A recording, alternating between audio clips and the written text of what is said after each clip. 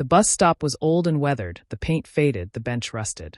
But every single day, rain or shine, wind or snow, a dog sat there. Same spot. Same posture. As if waiting for something, or someone.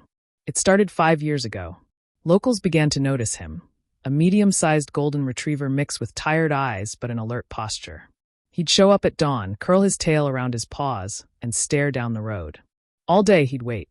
In the evening, just before the last bus passed, he'd stand, glance once more down the empty lane, and walk away into the shadows. At first, people thought he was just a stray. But as the seasons changed and the years rolled on, he never missed a day. Not one. Children named him Rusty. Some brought him water. An old man, Mr. Jenkins, who lived near the stop, started leaving out scraps of meat. Local teens took selfies with him. But no one could figure out who or what he was waiting for. One rainy morning, a girl named Lily, just 12 years old, was standing at the stop, holding her umbrella awkwardly. Rusty was already there, soaked to the bone. She hesitated, then held the umbrella over him instead of herself. "You're gonna catch a cold," she whispered. Rusty looked up, licked her hand, and went back to watching the road. She started coming more often, skipping the school bus just to sit with him. They rarely interacted. She'd talk. He'd listen. But the quiet companionship between them was something neither could explain. "My dad left last year," Lily said one day. "Told me he'd come back. Still waiting too, you know?" Rusty nudged her gently as if to say, "I understand." A few months later, a newspaper columnist named Claire stopped by. She was doing a piece on small-town quirks and had heard whispers about the loyal bus stop dog. Curious, she watched him for 3 hours, camera in hand. When she approached, Rusty didn't flinch. Just looked at her, eyes deep and still. Claire's article went viral. "The Dog Who Waits, a story of loyalty that spans years." Suddenly, people were driving from miles away to see him. Some left treats. Some wept. Others just stood silently, moved by a dog who reminded them of someone they'd lost or someone they were still hoping would return. Yet fame didn't change Rusty. He ignored the attention, the gifts, the affection. His gaze never wavered from the road. Then came the storm. A wild wind swept through town one evening, tearing branches and flooding streets. That night, the bench at the bus stop was ripped from its bolts. Trash bins scattered like paper. Power lines fell. But in the morning, there he was, Rusty. Soaked, shaking, but still sitting in his usual place. Claire returned, tears in her eyes. "Why? Why are you still here?" she asked softly, kneeling in the mud. No answer. Just a wag of the tail, and those same quiet eyes that had become a symbol of something much deeper than anyone could say. That evening, Lily sat beside him again. She brought a new blanket and wrapped it around his damp body. "You're waiting for someone you loved, aren't you?" "Maybe, just like I'm waiting for mine." Rusty rested his head on her lap for the first time. Her breath caught. From across the road, Mr. Jenkins watched them through his window. The old man sipped his tea and whispered, "Whoever he's waiting for, they must have meant the world." As the sun dipped below the horizon, painting the sky in gold and sorrow, a bus approached. Rusty stood. Lily held her breath. The bus stopped. The door hissed open. A few passengers stepped off. None paid attention to the dog. Rusty's tail drooped. He stared for a moment, then lay down again. But this time, he didn't turn away. He kept watching, as if maybe, just maybe, tomorrow would be different. And as the screen fades to black, a simple narration cuts in. "What are you still waiting for?" To be continued. The next morning, the town awoke to a misty silence. Fog clung to the streets like a secret, and the scent of wet earth still lingered from the storm. But when Lily stepped off the porch and looked toward the bus stop, there he was. Rusty. Blanket still draped over him, eyes still locked on the road. Lily crossed the street with a paper bag in her hand. Inside, boiled eggs, a sausage roll, and a folded note she'd written late the night before. She set it next to him gently. "I know you can't read," she smiled softly, "but maybe you'll feel it." Rusty sniffed the bag, wagged his tail once, and rested his chin on his paws.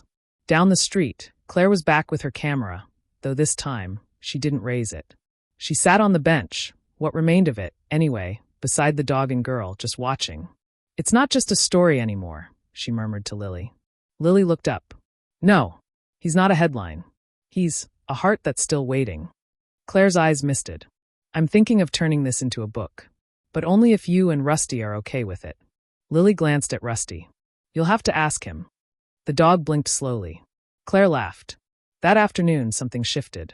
A white car pulled up across the road. Out stepped an elderly woman in a lavender coat. She was holding an old photo. Her steps were hesitant. Her eyes scanned the sidewalk until they landed on Rusty. She froze. Lily noticed and walked over. "Can I help you, ma'am?" The woman opened her wallet and pulled out a faded picture. It showed a man in a wheelchair, smiling with a young dog beside him. This was my son's dog. His name was Shadow. My son passed away 5 years ago, in a car accident. The dog ran off. We searched everywhere, but he vanished. Lily's heart skipped. "You think he's Shadow?" The woman nodded, voice trembling. "He used to wait for my son at the bus stop when he went to therapy every Wednesday. Same spot. Always." Lily turned to Rusty's Shadow. His ears perked. He stood slowly, took a few cautious steps toward the woman, then stopped. She knelt, tears flowing. "Shadow, is it you?" He moved forward, nose twitching. He sniffed her hand. Then suddenly, without hesitation, he whined and pressed his head against her chest. She sobbed. "Oh my boy, you've been waiting all this time." Claire had tears streaming down her cheeks as she filmed. Lily wiped hers away silently. The whole town felt it that day. That this wasn't just a dog waiting at a bus stop. This was grief, memory, loyalty, etched into fur and soul. But the story wasn't over yet. The woman, her name was Margaret, took Rusty's Shadow home with her. She promised to care for him, to make up for the lost years. Yet the next morning, he was gone. Panic spread. Flyers were printed. Claire posted online. But everyone knew exactly where he would be. The bus stop. Lily found him there, blanket missing, but eyes still watching. Margaret arrived moments later, out of breath. "Why did you leave?" she asked, kneeling again. Rusty licked her face once, then turned back to the road. And then, something neither of them expected, another bus pulled up. And stepping off was a man. Tall, lean, wearing dark glasses. A service dog by his side. Margaret gasped. "Jason," she whispered. The man took off his glasses. Scars ran down the left side of his face, but the eyes, those eyes, were unmistakable. "Mom," he said. "Is that really you?" Rusty barked for the first time in years. Jason stumbled forward, falling to his knees as the dog jumped on him, whining, crying, pawing at his chest like he was trying to make up for every moment lost. The reunion was raw, messy, and overwhelming. The crowd that had gathered around the stop broke into applause. Some cheered. Most wept. Jason had survived the accident, but lost his memory. He had been living in a veterans center miles away, registered under a different name. A volunteer saw Claire's viral video and recognized the dog, and the scarred man who kept sketching the same golden retriever over and over again in his notebook. Rusty hadn't been waiting in vain. He'd been holding on.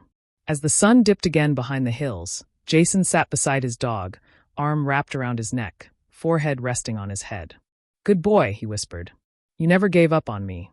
But just as things seemed settled, something caught Lily's eye in the photo Margaret had shown earlier. A second dog. Small. Black. Curious eyes. She turned to Margaret. "There was another dog?" Margaret froze. "Yes," she whispered. "But we never found her." Lily turned slowly back to the road.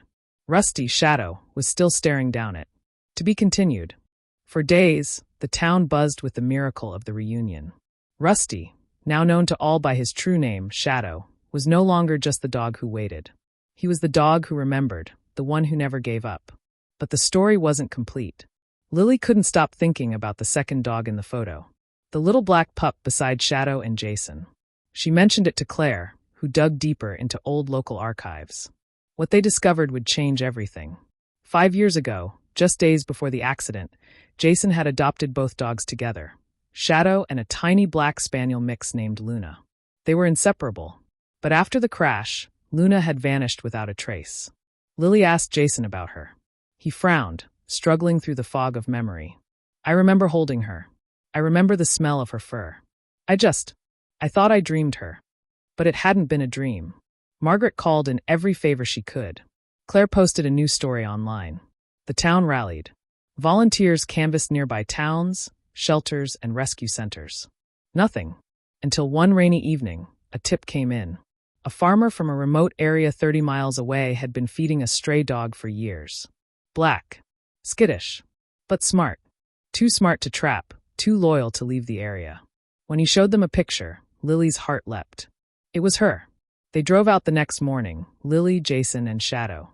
The dog was there, sitting on a hill, watching the road below like a guardian.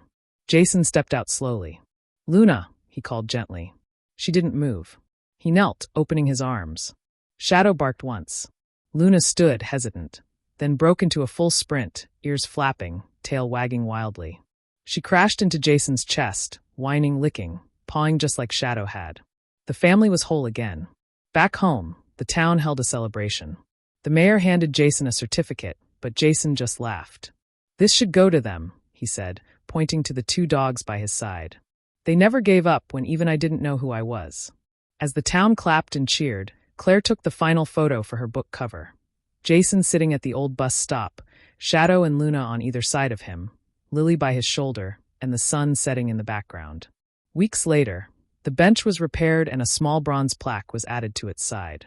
It read, "In honor of the dog who waited, and the love that found its way home." Shadow no longer waited by the road. He lay by the fireplace now, surrounded by warmth, his eyes finally soft with peace. Luna curled beside him, and Jason often read aloud from Claire's book, the one that began with a simple question. Asterisk, what are you still waiting for? Asterisk. One evening, Lily sat on the porch with Jason. "You think dogs remember forever?" she asked. Jason smiled. "I think dogs remember love. And love doesn't forget." The screen fades as the two dogs snuggle closer, the fire crackling gently behind them. The final voiceover begins. "Sometimes the ones who wait teach us the greatest lessons about loyalty, hope, and the quiet strength of never giving up. Because love doesn't vanish with time. It waits, it endures, and one day, it comes home." Moral asterisk, love never forgets. And those who wait in faith, even in silence, carry the kind of courage the world desperately needs. The end.